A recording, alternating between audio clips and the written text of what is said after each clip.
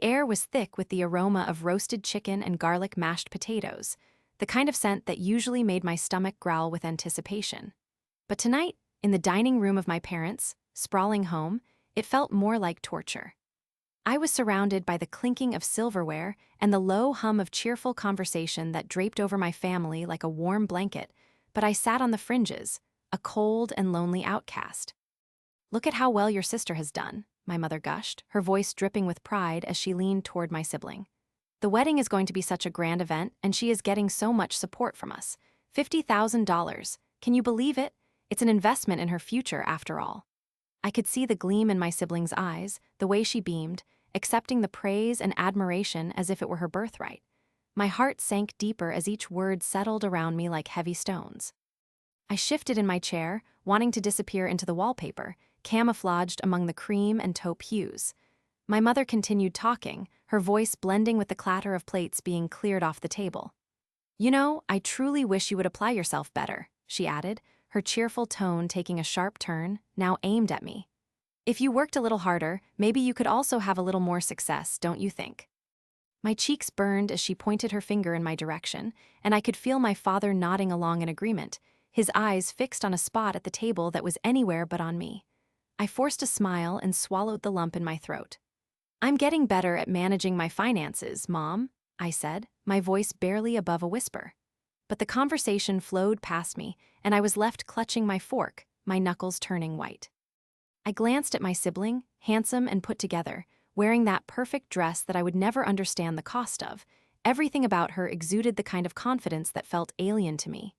"We should talk about the colors for the wedding," she said, her fingers twirling a lock of hair, oblivious to the dull ache in my chest. My parents' laughter rang like chimes in my ears, a sweet melody I was never meant to be part of. I felt like the outsider in my own family. "Instead of that yellowish shade you suggested, how about a beautiful lavender?" My sibling continued, and once again my heart sank. I excused myself from the table, escaping the bombardment of praise and decision-making that felt so utterly exclusive. The kitchen was dark and quiet, the stark contrast to the festive living room. I leaned against the marble countertop, taking a deep breath and letting the coolness of the surface ground me. The silence only heightened the chaos inside my head.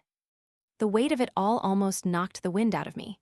It seems like just yesterday, I was that child sitting in the backseat of the car, watching my parents fawn over my sibling, praising her perfect grades and academics. "You should be more like her," they always said, their disappointment practically palpable whenever I found myself in the spotlight. Those words had carved their way into my mind, haunting me, fueling a deep resentment. I gripped the countertop tighter, feeling the cold seeping into my palms, trying to suppress the feelings that stirred deep within me. With my heart pounding, I peeked back into the dining room, where familial love and laughter continued to swirl around like confetti. My mind raced as I fought back tears. How could they not see me? How could they not realize the toll their favoritism took on me? The feelings of worthlessness seemed to grow larger, pressing down upon me like a heavy cloak that I could never seem to shake off. I wanted to scream, to fling all of my frustrations out into the open. "Why do you treat me like I am less than?" I imagined shouting, the words echoing in the empty kitchen. "Why does she deserve $50,000 while I am drowning in six-figure student loans?" But I knew I wouldn't. I had never been bold like that. I was the quiet, compliant one, an invisible specter haunting my family's gatherings. Suddenly, the doorbell rang, jolting me out of my thoughts. I hesitated for a moment, my heart racing again, but I finally pushed myself to face whatever newcomer had entered our little sanctuary. I crept to the door, pulling it open to find a delivery person holding a bouquet of roses almost larger than the both of us. "Delivery for?" He glanced at his clipboard. "For your sister." "Terrific." I clenched my teeth, feeling the sharp sting of envy bite through my skin as I stepped aside for him to enter. With each step he took towards the living room, I could practically hear the skipping of my sibling's heart as she would lay eyes on her latest surprise. Bright reds, soft pinks, and delicate whites played against the rich green of the stems. I could imagine the gasps of delight, the enthusiastic remarks, and the unending "you shouldn't have," echoing in the atmosphere. I slumped against the door frame, clasping my hands tight in front of me. It wasn't fair. Who would ever think to send me roses? Who would ever care about my worth, my attempts to crawl out from beneath these unseen chains? I felt like a shadow, barely existing in a world where every spotlight was a sunglass lens trained on my siblings' brilliance, always looking away from me. Would it ever end? A bead of frustration trickled down my spine as I resolved silently that I was done waiting, done with being the overlooked one. I took a deep breath and turned back to the kitchen, to the silence that cradled the sharper edge of my resolve. Somehow, I knew this could not be the end. With a flicker of determination sparking in my chest, I imagined what it would feel like to stand up and declare my worth, to let them hear my voice beyond mere whispers. For now, though, it was just that, a flicker. I would nurse it, water it like a fragile seed in the dark, until it grew strong enough to burst forth into the light. The dull hum of the fluorescent lights cast a sterile glow over the cafe where I worked my second job. The clinking of cups and the low murmur of conversations formed a soundtrack I had grown accustomed to, one that drowned out the mounting pressures of my life. I poured steaming coffee into a customer's cup, my hands deftly moving while my mind wandered, drifting into the prickle of frustration that buzzed just beneath the surface. I watched as happy families gathered around tables, laughter spilling from their lips like champagne bubbles, while I scurried around, the afterthought, the extra piece of a puzzle that just didn't quite fit. "Can you refill that table over there?" Sarah, my shift supervisor, called out, her voice cutting through my thoughts like a hot knife through butter. I nodded, flipping my damp hair out of my face, doing my best to appear attentive. I had sacrificed any semblance of free time for this job, but with each paycheck, all I could see was a glaring reminder of how far behind I was. My sibling always seemed to glide effortlessly through life, their successes spotlighted, while I remained hidden in the shadows. As I walked towards the bustling family of four seated by the window, the rich aroma of freshly brewed coffee wafted around me, mixing with the faint scent of cinnamon from the pastries. Yet, it did nothing to warm the icy knot tightening in my stomach. I was doing everything right, was I? I firmly believed if I just worked hard enough, my parents would finally see my worth. But even that belief felt like flimsy paper in a storm. Each time I brought home a new paycheck, my parents' pride radiated more brightly for my sibling, who was now knee-deep in a new home, all thanks to their financial support. I gently set coffee mugs down on the table, the warmth of the cups contrasting sharply with the chill that had settled around my heart. "Can I get you anything else?" I asked, forcing a smile, trying to mask the turmoil brewing inside me. They looked up, cheerful smiles wide, and I couldn't help but feel a pang of envy. They spoke in cheerful familial tones, sharing anecdotes of weekend plans and gathering at my siblings' new house, and all I could do was nod along, feeling utterly invisible. The hours dragged on, stretching before me like a long, winding road I'd never quite reached the end of. With each tick of the clock, my mind drifted further from the cafe and back to home. I imagined my parents there, maybe sorting mail or cooking dinner, and the thought of their casual dismissals made a wave of resentment crash over me. "Amelia, dear, we really need you to focus on your future," they would say. And how exactly was I supposed to do that if they relegated me to the sidelines? It was near closing time when I finally got a moment to breathe. I stepped outside the cafe, welcoming the cool night air, which felt like a refreshing balm against my weary skin. The street was quiet, distant city sounds pulsing faintly in the backdrop, the occasional honk of a car, a soft rush of wind, and the laughter of people just beginning their nights out. However, a sense of foreboding settled within me, the thought of returning home weighing heavier than the backpack slung over my shoulder. As I approached the house, I noticed the kitchen lights were still on. I paused, my fingertips hovering over the door handle. Curiosity prickled at the edges of my mind, and before I could reassess the decision, I pushed the door open quietly. I called a soft, "Hello," but there was no response. The house felt strangely hollow, the silence amplified as I stepped further inside, but then I heard it, a low murmur, voice I recognized instantly. I crept towards the kitchen, drawn in by the sound. My parents were sitting at the dining table, heads huddled close as they murmured in hushed tones. I strained to catch every word. "The transfer is complete. We will save a fortune in taxes this year," my mother said, her voice barely above a whisper, but the excitement in her tone was undeniable. "Are you sure it is wise? What if Isabella finds out?" my father replied, his tone cautious, almost apprehensive. Images of my sibling flashed through my mind, the shiny new house, the gatherings that would surely follow. My stomach churned. "Do not worry, she won't.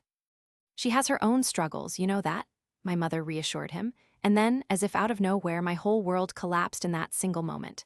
Hearing them talk about transferring all their assets, It was like a trapdoor opened beneath me, my hopes plunging into darkness. I had driven myself tirelessly to earn their praise, only to realize that my sibling was the only one meant to inherit their legacy. It was all planned, hidden beneath layers of deceit that I had somehow been too naive to perceive. I stood frozen, rooted to the ground as despair settled deeper in my chest. My dreams, neatly stacked like autumn leaves, were now all but blown away. How could they do this? Did they truly think I would remain satisfied living in the shadows while they shook hands with my sibling over financial decisions? The kind words I had yearned to receive from them felt like ashes in my mouth.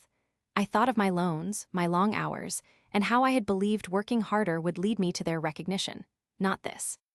A well of bitterness bubbled inside me, boiling over. "That is so unfair," I shouted, unable to hold back any longer. Both of my parents whipped around, their faces pale with surprise as I stood there, a storm brewing in my eyes. "What is going on?" my father stammered, clearly startled by my outburst. But I did not care. The calm in me shattered, and the pieces scattered like fragments in the wind. My mother looked at me, her expression shifting from shock to something I couldn't quite decipher. "Amelia," she began, but the words dripped off her tongue, heavy and final. I stood in the living room, the scent of old wood mingling with the faint aroma of cleaning supplies, a backdrop to the emotional storm brewing inside me. My hands trembled and I wiped my cheeks dry, but the tears kept coming, an unstoppable tide that blurred my vision. "How could you do this to me?" I demanded, my voice breaking as I finally confronted my parents about the betrayal that felt like a lead weight crushing my heart.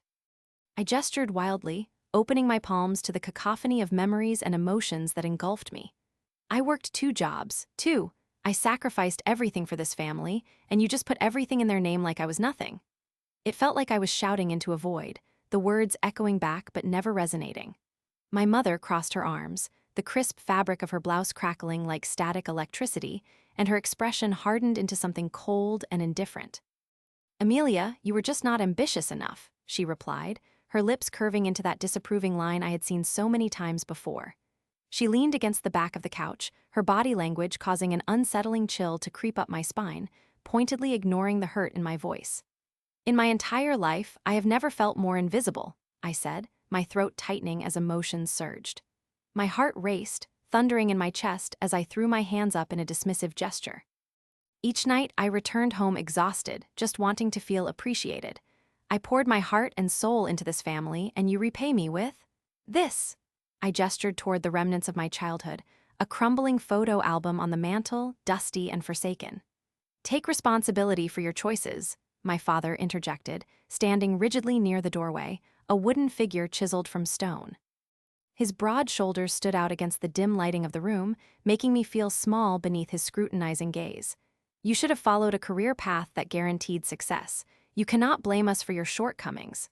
Shaking my head, I felt a fire ignite deep within me, flaring like a match struck against a dark wall. "Shortcomings? I did everything you wanted. I went to college, even while working 2 jobs. The bitterness in my voice thickened, almost choking me, as anger mixed with sadness in a twisted dance. "And you put nothing in my name after everything I've sacrificed. I'm a stranger in my own home." "Amelia," my mother continued with that irritating calmness, "you would have done better had you chosen a more lucrative path. How could we reward lack of ambition?" It was as if her words were daggers, each one piercing deeper into wounds I thought had scabbed over. The echo of her statement made everything blur, the living room's beige walls suffocating me with the weight of their indifference. I could almost hear my heart crack as fire raged within me, fueled by years of neglect and the financial injustice I had endured.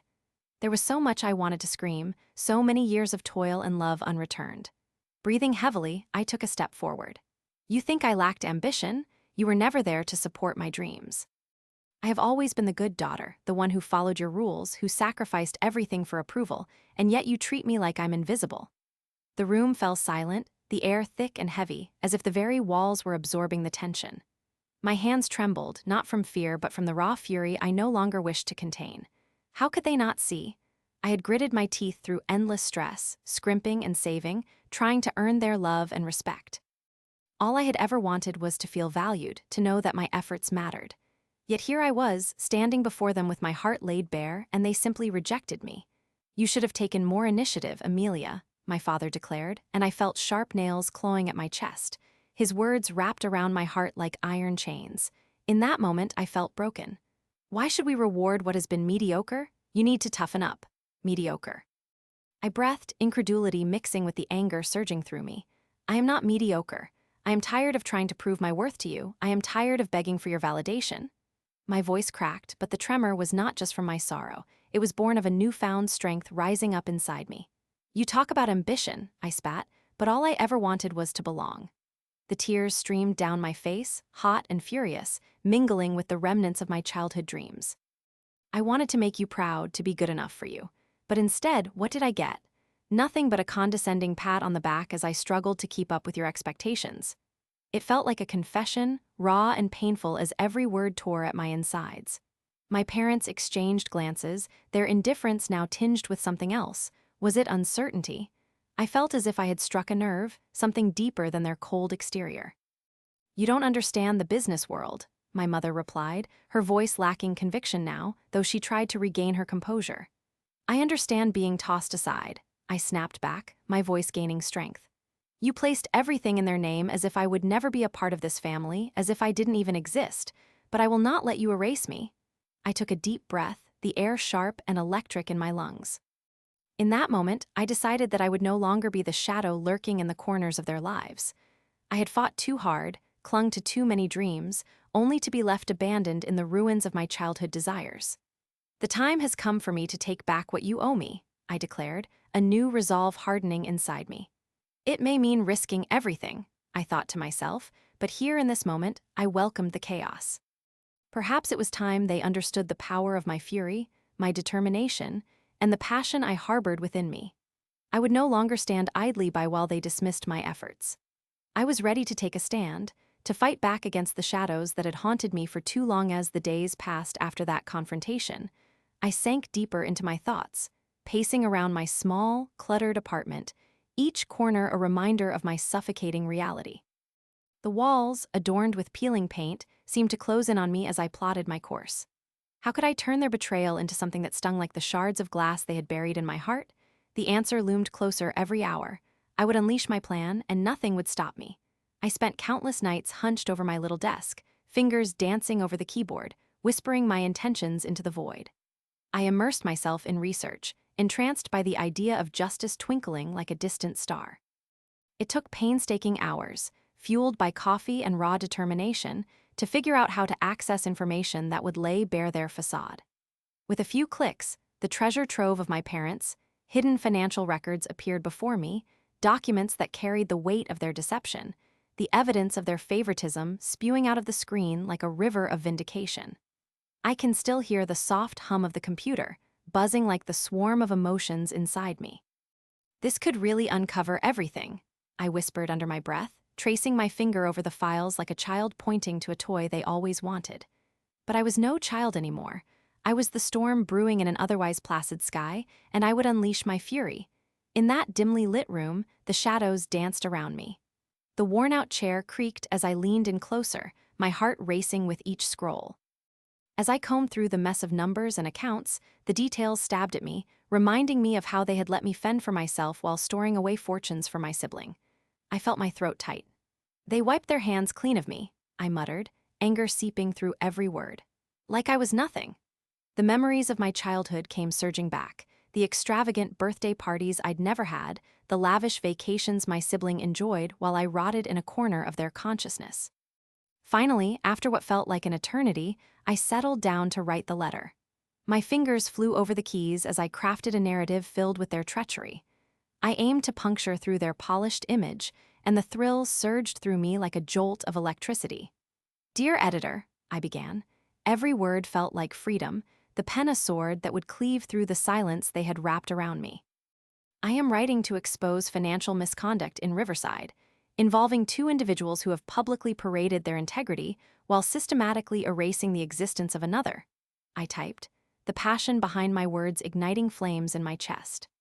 I paragraph after paragraph unfurled their hidden assets, delving into the depths of the documents, laying out everything as if they were pieces on a chessboard maneuvers, revealing their strategy of betrayal. The words flowed like a river, but with each sentence, doubt crept into my mind. Was I really ready to do this? I pictured my parents, their faces twisted in disbelief when the truths washed over them. What if they find out it was me? I thought, my breath hitching at the prospect. My finger hovered above the submit button, trembling. What if everything I built up crumbled in an instant? Am I really willing to burn all bridges? I muttered to myself, the tension in my chest tightening further. But then I thought about the years I had spent in silence, the accumulated weight of their indifference pressing down on me like an anvil. They deserve this humiliation. They deserve to feel the same abandonment I lived through. I am not a ghost, I whispered, my voice stealing with conviction. I shifted in my chair, the fabric rough against my skin, reminding me of the countless nights spent alone, fighting the demons born from their favoritism. I closed my eyes, allowing the pain of my past to fuel my determination. No more hiding, no more being the invisible one. Just before I hit send, I took a deep breath to calm my racing heartbeat. This is for all the times they turned their backs on me. This is for the love I never received, I thought as I glanced at my reflection in the computer screen, my eyes glistening with an intensity I had never seen before. It was liberating, knowing that I was the one in control, and the thought electrified my veins. The article will unveil the truth. It will expose the lies they wrapped around themselves like a shield. I smirked, the corners of my mouth tugging at the thought of them squirming under the spotlight. The weight of the past, filled with pain and anger, seemed to dissipate as I focused on the act of sending the letter. I was almost euphoric, the anticipation fluttering like butterflies in my stomach. And then, it was time. With my finger finally pressing against the button, I felt an overwhelming sense of relief crashing over me like a tidal wave, washing away all the doubts I harbored. My heart fluttered as the screen illuminated my final choice. Your message has been sent. A wave of satisfaction surged through me, filling every crevice of my being. I leaned back in my chair, taking in the moment as the reality of what I had done settled around me. I am no longer a victim, I murmured, feeling the thrill of empowerment course through my veins. A smile crept onto my lips, and for the first time I felt a hint of victory, a prelude to the storm that would come crashing down on them. This is just the beginning, I thought. And as the shadows in the room closed around me, I couldn't help but feel a sense of glory in the unfolding chaos that was about to tip the scales of my life forever. The article hit the stands a week later, and I could feel the anticipation thrumming in the air. As I strolled through the small downtown of Riverside, I noticed the whispers rising with each passing moment. Newsstands displayed the paper proudly. The headlines splashed across the front page in bold letters. Bennett family secrets revealed. It felt like the surface of a still pond, disturbed by a single stone thrown, triggering ripples that would reach far and wide. People glanced at it, then at each other. I could almost hear the wheels turning in their heads. They were hungry for scandal, and my family had unknowingly offered them a feast. I remember that day clearly. My heart raced as I turned the corner to the cafe, spotting my parents hunched over a table, their faces drawn tight with anxiety. They had thought they could keep their lives private, those carefully curated images of perfect family dinners and flawless smiles in town events. But now, all their secrets had turned into public knowledge, like confetti burst from a party popper. "Did you see this?" a voice across the cafe said, and I caught a hint of my sibling's name. My stomach twisted into knots as a nearby couple pointed at the article, the words hanging in the air like a heavy fog. I slipped past the doorway, the faded bell jingling overhead. My mother looked up, her eyes widening with panic as she caught sight of me. "Amelia, come here," she called, desperation etched in her voice. I approached their table, and I could feel the weight of every gaze on my back. "You need to talk to us," my father said, his tone heavy and conspiratorial. I stepped closer, glancing over my shoulder at the other patrons who whispered behind their hands, all eyes steering toward us. "What could you possibly say that would salvage this?" I snapped, anger bristling in my chest. "You both decided to live a lie, and now everyone knows." Their expressions were a mix of shame and frustration, and I savored the moment as their lips pressed into tight lines. "I don't think you understand, Amelia," my mother murmured, glancing nervously from me to the door. "People are looking. We need to keep this controlled." I leaned over the table, the smell of burnt coffee and pastries wafting through the air. "Controlled? It is too late for that. You think this can be swept under the rug? You always thought I was the invisible one." My siblings sat across from them, their face flushed, a mix of tears and rage mixing in their persona as I realized they were no longer the prized child. Their expressions screamed betrayal. I could almost hear the unspoken words. "How could you let this happen?" Dinner that night was as tense as an overcooked roast. The usual chatter around the table was replaced by a heavy silence, the clinking of silverware sounding louder than a bell tolling. My sibling, once the golden child, sat there with a tight-lipped expression, scanning our parents' faces for a sign of reassurance, but found none. "I can't believe you would drag our family's name through the mud," they finally said, their voice quavering with a mix of anger and frustration. "Do you even care how this reflects on me?" The tightness that hung in the air felt almost tangible, wrapping around us like a heavy blanket. "I didn't do this just for fun," I retorted, the taste of cold victory warming my veins. I felt liberated speaking up. "This was meant to show the truth. Why should I bear the weight of your lies? You both completely disregarded the impact of your choices." My parents shifted uncomfortably, eyes darting around as if searching for an escape route from their own mess. My mother's hands trembled slightly as she picked at the tablecloth, the fabric as white as her face. "You don't understand the whole story, Amelia. You were too young to grasp." "Save it," I interrupted. "You don't get to rewrite history just because it's inconvenient for you now. I've lived through the pain of being unloved." I locked eyes with my sibling, the realization of their changing position stunning. They had held the spotlight for so long, basked in the glow of my parents' affection while my existence was reduced to that of a shadow. I could sense their bitterness. Hidden beneath their hurt feelings, their jealousy simmered quietly. Mom forced a sigh, trying to maintain control, but the table felt like quicksand now, everything sinking into the pit of unspoken words and resentments. "We have to think about the family name. The community's opinions." Dad tried to reach in with smothering authority, his voice raising just a notch, but I cut him off again. "The community? They built their opinions based on your lies. You can't just expect everyone to look the other way anymore." I could feel the power shifting as my voice grew steadier with every word spoken. "What was it like all those times you paraded me around as the failure? How did it feel to tell everyone I was just going through a phase, hoping they wouldn't pry deeper? But you might have ruined everything," my sibling mumbled, tears pooling in the corners of their eyes. Maybe it was true. Yet for the first time, I didn't feel the usual guilt choking me. They deserved to witness the repercussions of their actions, the unraveling of the perfect illusion. I was standing in the wreckage of our once picture-perfect family, and it felt liberating. I could finally breathe, free from the suffocating expectations and the torment of feeling invisible. "Look around you," I said quietly, my voice steady now. "This is what it comes to when lies catch up with you." The silence loomed heavily in the room, and slowly I could see the cracks in their expressions, the dawning realization of a painful truth settling in. I was not alone in this battle. The weight of my anger had shifted the dynamics. With each passing moment, I saw my siblings' pedestal partly crumble away, and though I didn't want to revel in their pain, it felt oddly validating to witness them pushed from the limelight. My eyes flickered between my parents, their shame settling in like an unwelcome guest. I would no longer be the neglected child. The shackles of the past loosened with every breath, and for the first time, I could see a glimpse of my own reflection. A woman empowered amidst the chaos with the exposure of the financial injustice. The salty taste of satisfaction lingered in my mouth like the remnants of a favorite meal. It was bittersweet, really. I stood in the dim light of my small apartment, eyes glued to the screen as I reread the email I had sent to my parents. The words were sharp, a scalpel that cut deeply into the silence they had maintained. My hands shook slightly as I remembered the moment of sending that email, the exhilaration coursing through me as I pressed send.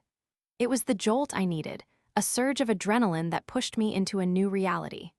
"Amelia," my mother had said the next day, her voice strained as if she had to force the words out, "let's talk about this. We can work things out, can't we?" I had been sitting at the dining table, my laptop open, the smell of brewing coffee filling the air like a comforting hug.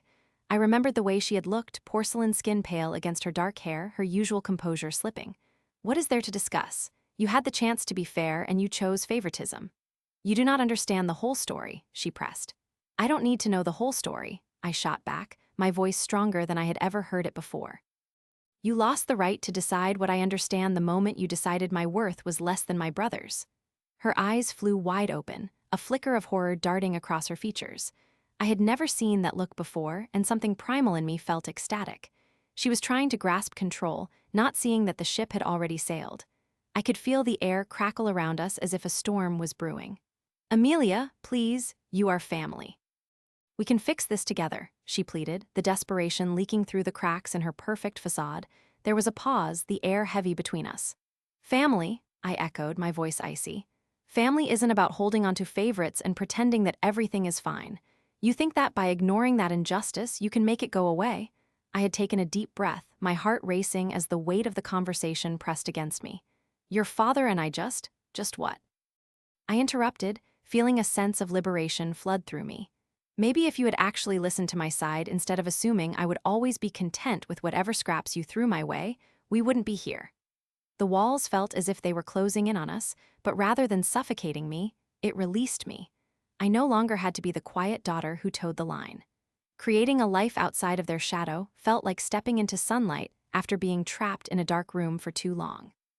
I exhaled deeply, and for the first time I had the power of choice. With each passing day, my parents grew more distant. Their attempts to restore their image felt forced, like plastic flowers in a vase. They would call me during dinner time, their voices strained as they chattered about mundane things. "Did you see the news, Amelia?" my father would ask, sounding almost cheerful, like he was trying to grasp some normalcy that had slipped through their fingers. I would nod along, responding only with short phrases.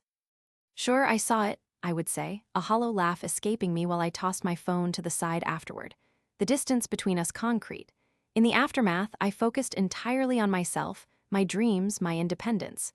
With every moment I invested in my aspirations, I could feel the weight of their expectations lift away, replaced by the lightness of self-respect. I took that weight and transformed it into something tangible. "Nice to see you out and about," a friend from college said one afternoon as we bumped into each other at a local cafe. My hands wrapped around a warm cup, the rich aroma of coffee enveloping me like a soft blanket. "Thanks, just trying to figure things out," I replied, my heart racing with a mix of old and new emotions. "You've got to chase those dreams," my friend advised, a sparkle in their eye. "You can't let anyone otherwise hold you back. You deserve to get exactly what you want." His words struck a chord deep within me, reverberating through my chest like a chant. "You know, I think I'm finally ready to do just that. I'm going to start that online business I've always wanted." "Absolutely, you need to make that leap. It's time." Their excitement was infectious, fueling my resolve. As I dove into my new venture, I felt like I was breathing for the first time. The exhilaration of creating my own path gave me a sense of fulfillment I had been craving. Weeks turned into months, and it began to take shape. A website, a marketing plan, designs. I poured my efforts into something that was authentically mine, not dimmed by anyone else's shadow. I researched until late at night, my eyes bleary with determination. It was thrilling, every click feeling like a step toward freedom. My parents watched from afar, cautiously checking in occasionally, their attempts at pretending nothing had happened almost comical in its absurdity. I could see my mother's facade cracking under the weight of her own making. "You're working too hard," she texted one evening, a simple and thinly veiled attempt at concern. I paused before replying, allowing the words to linger in the air for a moment. "No, I'm finally doing what feels right. It's not about working too hard, it's about working for myself." The salty taste of satisfaction lingered in my mouth. I felt liberated, forged anew in the fire of their neglect and favoritism. I had defined my identity and found my voice amidst the rubble of our family dynamic. The tables had turned, and I could finally see the horizon stretching before me, a life of my own making, and it was the sweetest revenge imaginable.